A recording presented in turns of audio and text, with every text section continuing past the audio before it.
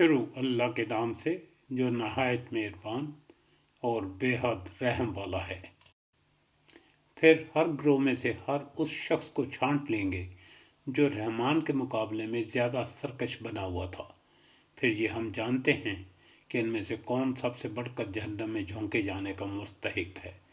तुम में से कोई ऐसा नहीं है जो जहन्नम पर वारद ना हो।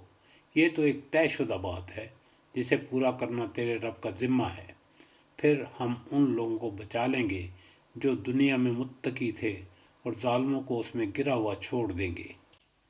इन लोगों को जब हमारी खुली खुली आयात सुनाई जाती हैं तो इनकार करने वाले ईमान लाने वालों से कहते हैं, बताओ हम दोनों गिरोहों में से कौन बेहतर हालत में है और किसकी मजलिसें ज़्यादा शानदार हैं।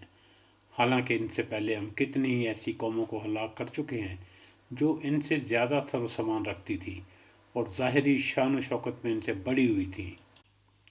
इनसे कहो, जो शख्स गुमराही में मुब्तला होता है उसे रहमान ढील दिया करता है, यहाँ तक जब ऐसे लोग वो चीज़ देख लेते हैं जिसका उनसे वादा किया गया है, ख्वाह वो इज़ाब इलाही हो या क़यामत की घड़ी, तब उन्हें मालूम हो जाता है कि किसका हाल ख़राब है और किसका जत्था कमज़ोर।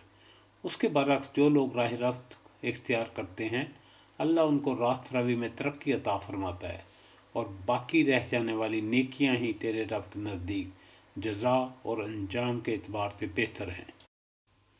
फिर तूने देखा उस शख्स को जो हमारी आयात को मानने से इनकार करता है और कहता है कि मैं तो माल और औलाद से नवाजा ही जाता रहूँगा।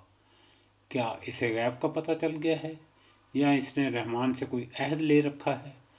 हरगज़ नहीं, जो कुछ ये बकता है इसे हम लिख लेंगे और इसके लिए सज़ा में और ज़्यादा इजाफ़ा करेंगे।